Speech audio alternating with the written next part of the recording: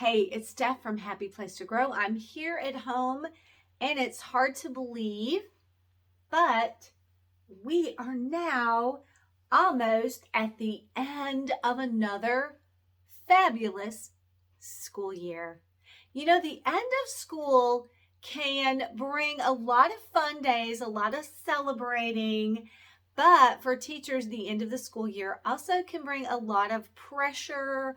There's a lot to get done. You've got report cards, you've got testing, and also another biggie, Awards Day. Now, I always think Awards Day is a pretty special time for us teachers to impart our final thoughts to our students and refresh them with a photo journey of all the great activities we've done throughout the school year. However, it's another thing we have to prep for. So in this video today, I will just share with you some of the things that I do as I'm planning for Awards Day. And here's our first little tip. I start right when the school year begins, because I know that if there's a beginning of a school year, then of course there's going to be an end. And I always know what I want to do at the end of the year with Awards Day. So I'm starting my prep early. So sit back, relax, and gain some tips in today's video about Awards Day. Now, when I'm doing my Awards Day presentation, like I said, I'm always starting to think about it on day one. That's right. Because I'm a picture taker, and I know you probably are taking those photos throughout the year. How easy is it now with our phones just to take pictures of all the great events? Up front, on day one, I'm already creating my folders in Google Drive. I love Google. And I'm creating folders to pop those photos in. I'm organizing already all my special events. And I'm also giving each student a file folder in my Google Drive with their name on it. So as I'm taking pictures, yes, this has to do with Awards Day, because one thing I like to do when I'm creating my awards is pop a photo of each student. So I want to have a collection of their photos in Google Drive as the year goes and we do the events. If I find a great photo, I'm going to put it in their folder. So at the end of the year, when I've got lots to do, I don't have to be searching all of my activity folders with photos that I probably have 20 or 30 photos of that event, and I'm trying to find the just right photo for that student. But then I'll say, you know, that's a good one, but let me go to our field trip. There might be a better one there. No, I've got 5 or 6 photos of that student in that folder. So when I'm preparing my end of the year slides, I'm already prepped with my pictures, and I'm doing that as I go along. Now, you know, May is usually crunch time. I'm also preparing in the month of May for my students' award slide by thinking about them individually as individuals. So I make a list. I've got some old lists here. Yeah, on paper and pencil. I'm old school. I like to write their names down. I start this at the beginning of May, and as I'm going throughout the year, you know, I can see how their personality, their qualities, their gifts and talents, how they unfold. So I'm making a list. I like to describe my students when I'm prepping their slide for the end of the year's Awards Day slideshow. I like to start off with 3 describing words. So in May, I start, Johnny Flopperdopper.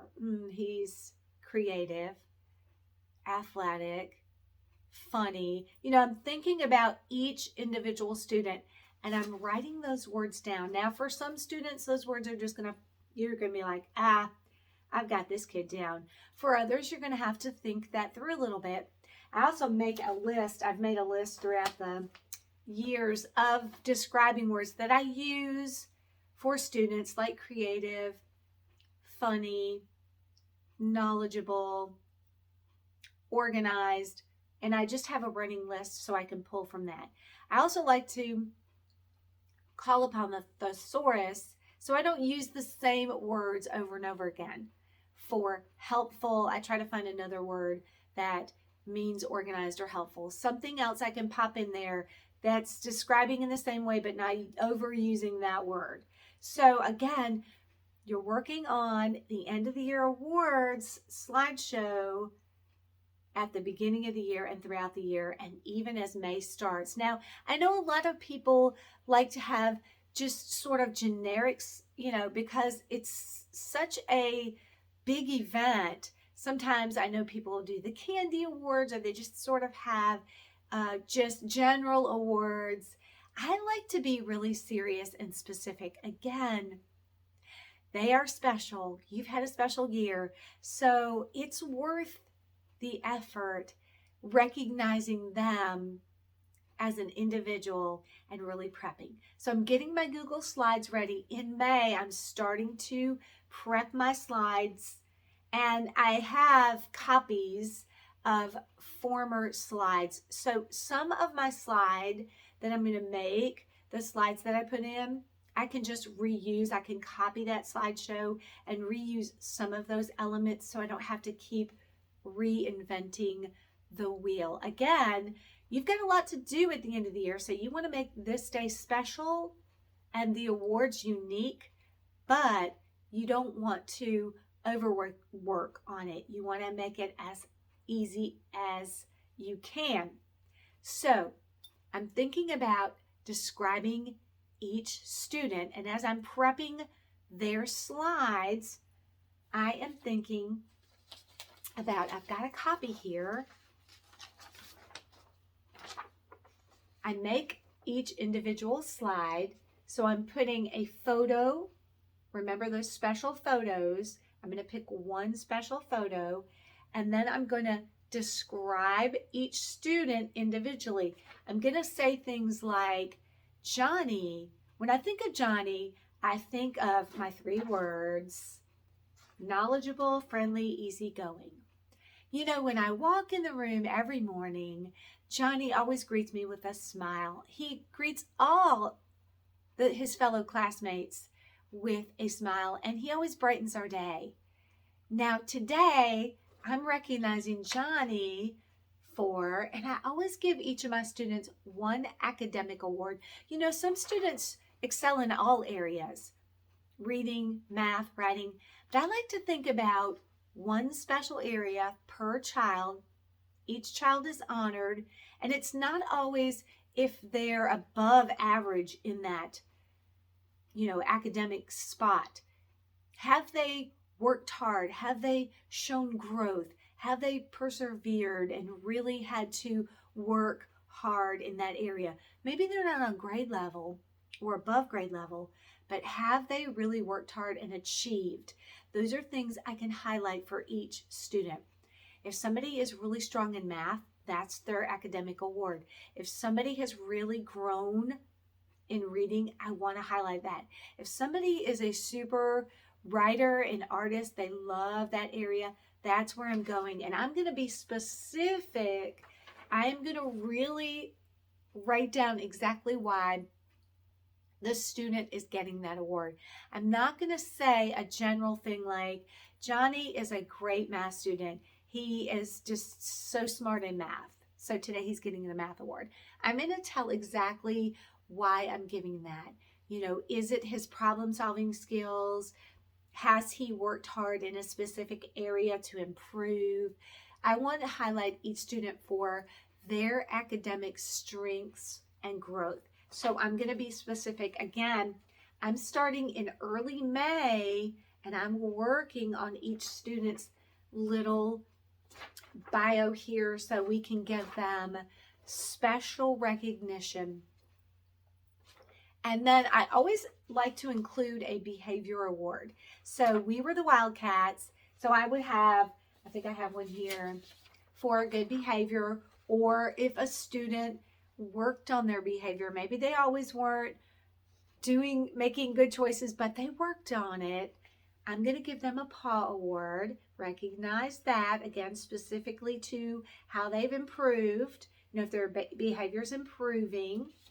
And then, of course, at a lot of schools, the school will want you to select good citizens. And I always create a slide for my parents in advance. One of those slides in that slideshow is going to be telling them the awards that are possible for students to get and a description of those awards, what the reading award involves and what the math award involves, and who are the good citizens, what are their character traits. So parents are going to know in advance. Again, you're honoring each student for their specific uniqueness. So I'm creating these slides in advance. I'm working on it. I might work on it a couple slides each day, or on the weekends I might work on a few and just get that in. I want it to be well done, but I don't want to be stressed out. So on the week before awards, I'm just going to look through those slides. They're complete. I'm going to tweak. I'm going to fix. I'm going to reread. I'm going to have someone else read. So I am prepping. Now, as I'm creating my slideshow, I'm also putting in some photos from the year at the end. So what I love to do when it's awards day, of course, I'm sending those invitations to parents. I have my students come in. I always like to get these little graduation hats at the dollar store. Over the years, I've just bought several, and sometimes I just keep the hats and reuse them. Sometimes they get a little weathered and I have to throw them away, and then sometimes students take them. It's fine, but I try to keep some just in case I can't find them at the Dollar Tree. And they come in.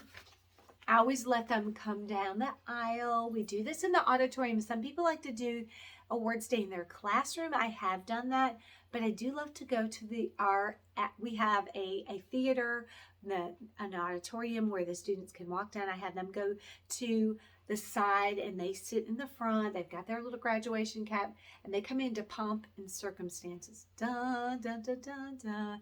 It's serious, it's official, it's special. Parents are on the other side.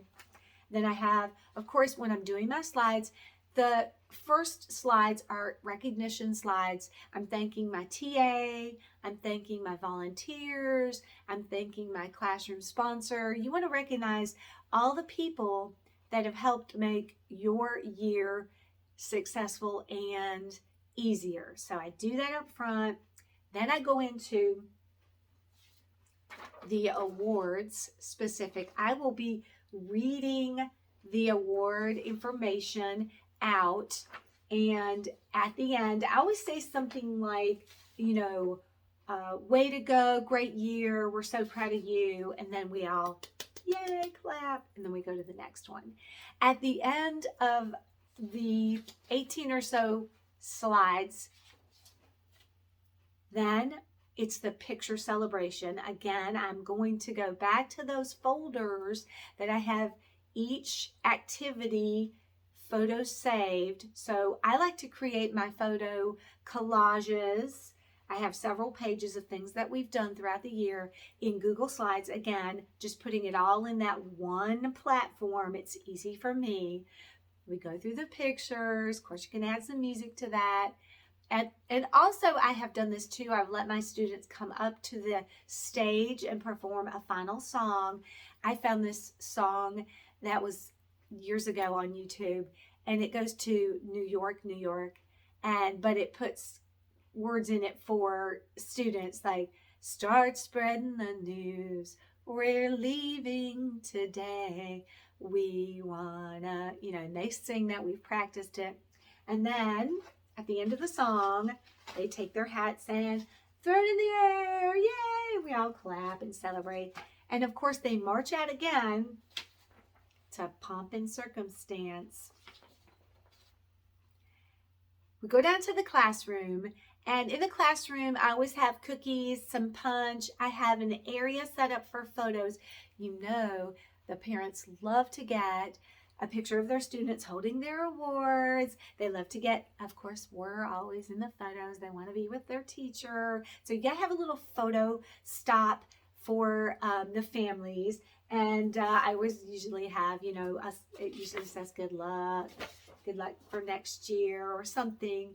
It's a little space for photos.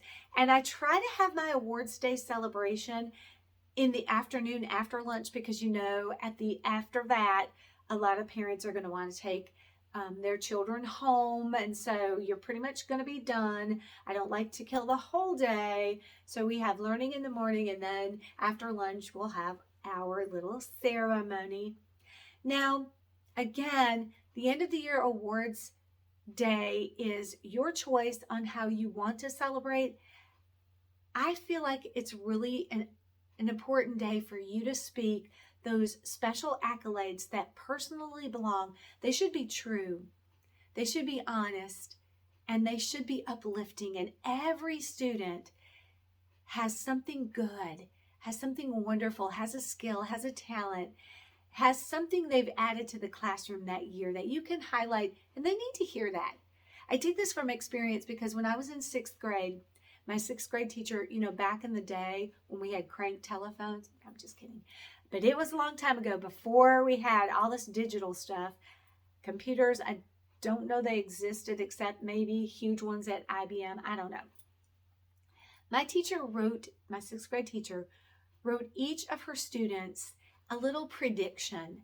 And even though I don't have that paper anymore, in my heart, I remember her words said that Stephanie was a good speaker, and one day I predict that she will be speaking before the public. I never saw myself I was very kind of shy, not very confident, but after hearing those words, I believed that I could do that. And hey, I became a teacher. I had to speak before I was a public speaker. When I'm speaking before my students, I am a public speaker. And then I'm speaking to you. And those words were so profound. They stayed in my heart.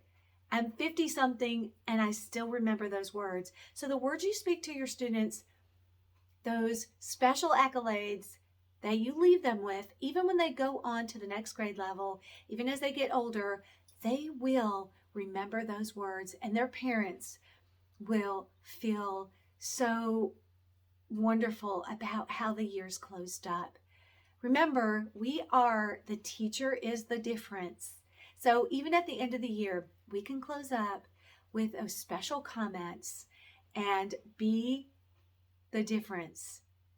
Words and pictures have power. So leave your students off in the right foot at the end of the year and celebrate their uniqueness and their awesomeness. You can do it. Now, I know you're probably very busy, but you've got this, teachers. And as always, until our next time together, wipe the sweat off your brow. You got this, teachers. Have a good end of the year, and I'll see you next time.